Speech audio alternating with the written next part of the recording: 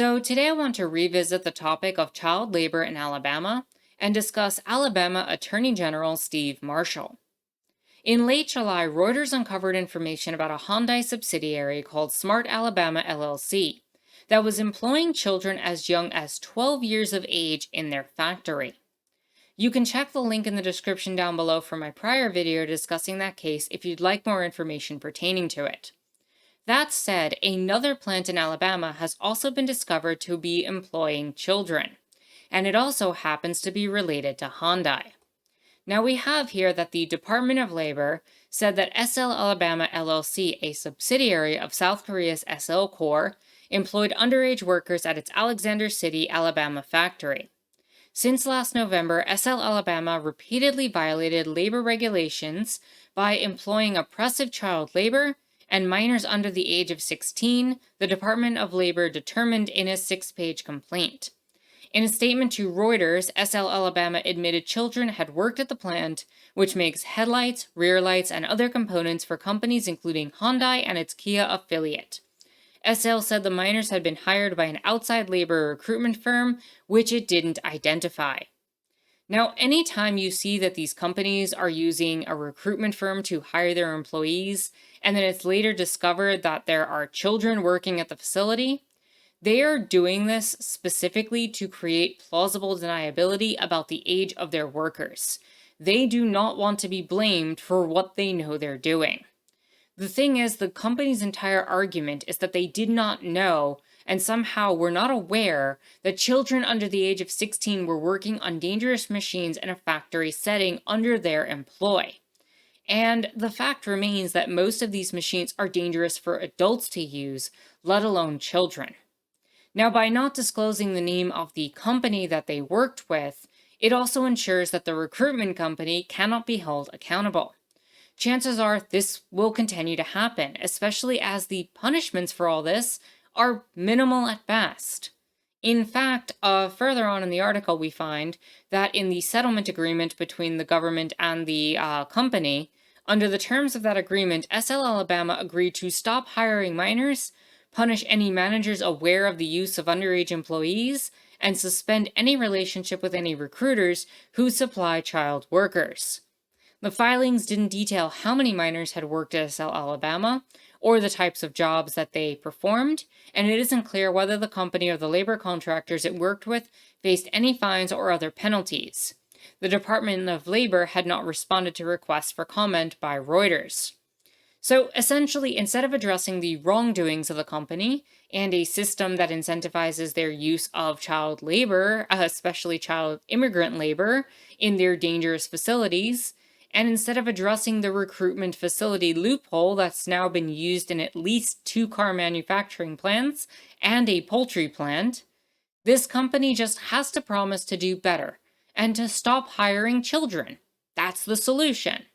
There's something ridiculous about a company having to make a promise to not employ children as if they somehow didn't know any better, and even worse is that they will likely receive no real repercussions for this.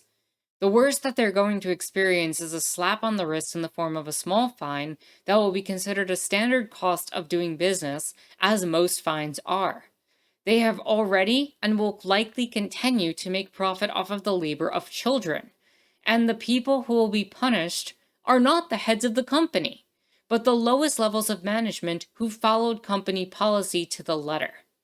Rather than addressing the root causes of all this and getting to the actual problem here, the Department of Labor has effectively done the bare minimum. That said, there's also another person that I'd like to talk about in terms of responsibility on this issue, namely Alabama Attorney General Steve Marshall. Now, according to the original article by Reuters discussing Smart Alabama LLC, the first facility that we talked about, the police of Enterprise, Alabama had actually reported to the Attorney General's office as early as February. We have here that instead the force notified the State Attorney General office after the incident.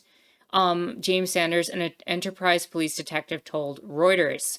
This was after they discovered that a young Guatemalan migrant child had disappeared in February, and this is how all of this information had come about. meaning that the state government and Steve Marshall had known about the first incident as early as February. There had been no investigation on this up to this point in time. Now that we're finding out about a second situation from the Department of Labor, the federal Department of Labor, it would seem even more obvious that this is not an isolated incident. And the fact remains that in all of this, and through all of this, Steve Marshall has not actually stepped up to create an investigation. And to make matters worse on all of this, according to the Alabama Political Reporter, the Alabama Department of Labor and U.S. Labor Department, along with numerous other entities, announced investigations into the situation not because of Steve Marshall or the Attorney General's office putting out information. No, apparently a source at the Alabama Department of Labor told APR that the Reuter story was the first time it had been told of the child labor allegations. It had taken a news outlet to finally do any sort of investigation, to shine a light on this abuse, and to finally get someone to do something. Meaning that the Attorney General's office knew about this since February and chose to withhold that information and has still continued to withhold it throughout the entire time that it has now been made public by Reuters. This is not a good look for Steve Marshall and his Attorney General's office. But of course, the Attorney General's office was probably busy during that time. So the Alabama Political Reporter actually goes over some of the things that Steve Marshall was busy doing since February. And I will be adding to that list as we go through it to see the things that were more important to Steve Marshall than taking care of child labor in his state. Now, let's see, February. Yes, Marshall filed a complaint against President Biden over a vaccine mandate for healthcare workers. A few days later, he was busy declaring victory over Biden, first for Alabama being allowed to move forward with a blatantly racist congressional voting map, and then for a Louisiana court staying Biden's executive order attempting to slow the release of carbon from manufacturing plants.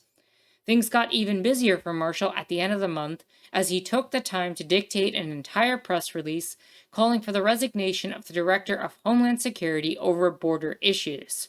And then he dictated another press release defending the Board of Pardons and Paroles, not because the board has been in any way whatsoever effective or even lawful, but because defending the board gave Marshall an opportunity to tout his tough-on-crime thoughts.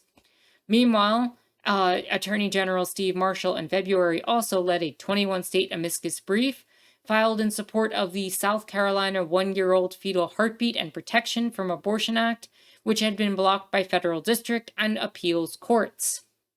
Further, when Roe v. Wade had been overturned, Steve Marshall announced that the U.S. District Court for the Middle District of Alabama had lifted the injunction against Alabama's Human Life Protection Act, making elective abortion illegal in Alabama. After the Supreme Court of the United States overturned Roe v. Wade, Marshall said his office immediately filed motions to dissolve those injunctions. So when it came to making sure that pregnant individuals couldn't get access to abortion care, he jumped at it. It was an immediate response.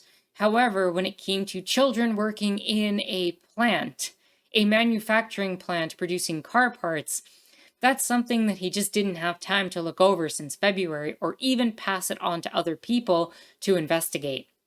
Now, further, I do want to reiterate that this particular Alabama law makes no exceptions except for when there are lethal fetal anomalies or when abortion is deemed necessary to save the life of the mother, because the law does not make any exceptions for anything including rape or incest. This is the law that he had to rush out and make sure got on the books and was far more important than dealing with child labor. Now, we have some other of his press releases that are worth looking at. He had time to put out a press release talking about how Biden had been flagging problematic posts on social media, and somehow that's Orwellian. Okay. Or he had time to put out a press release where he had time to comment on another state's attempt to make life harder for immigrants by banning sanctuary cities in Florida and supporting that procedure. Also, he put out a press release, as did many other attorney generals in the United States, trying to warn Google not to block crisis pregnancy centers from abortion searches online These are the same facilities that force people to pray for any sort of medical supplies or necessities they might need for babies, and often try to convince people to not get abortions using conservative propaganda tactics.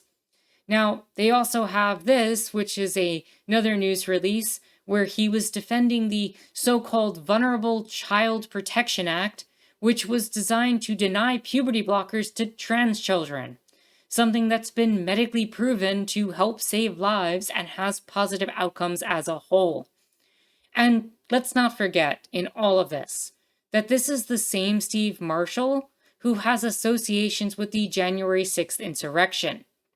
Now we have here that Alabama Attorney General Steve Marshall plays a critical role in the group that helped organize the protest and rally that preceded the riots, the attack and attempted insurrection on the U.S. Capitol.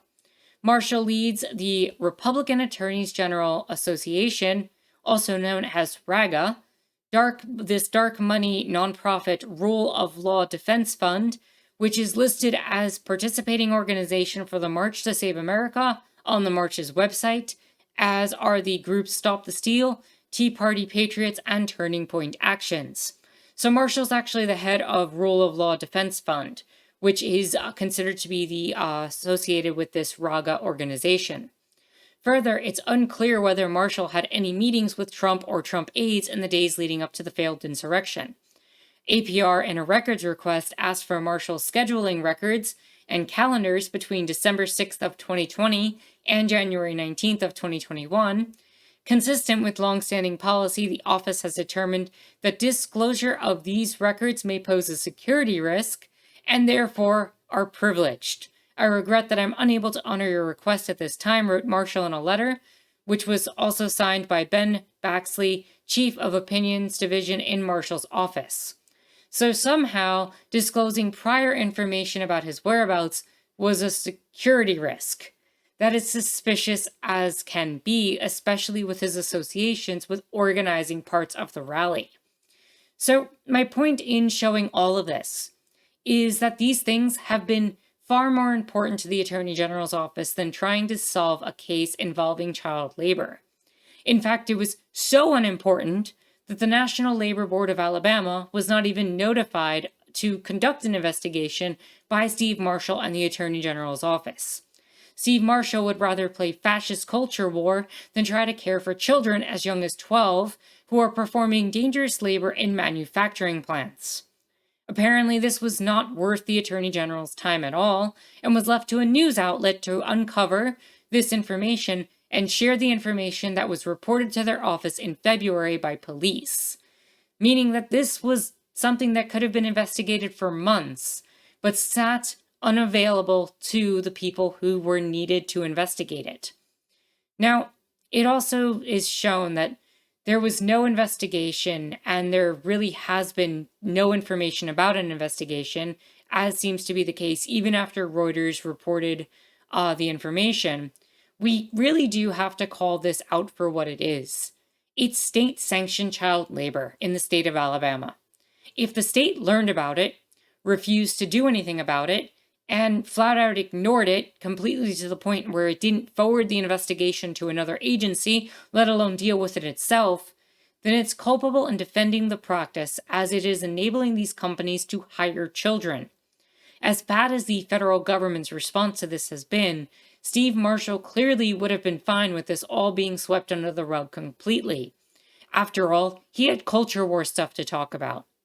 Now, it's evidence that child labor is occurring quite often in the state of Alabama, and its Attorney General is doing absolutely nothing to combat it. So with that said, if you've enjoyed what you've watched here today, consider liking the video, subscribing, and leaving a comment, as well as joining my Discord where we have conversations on topics like these.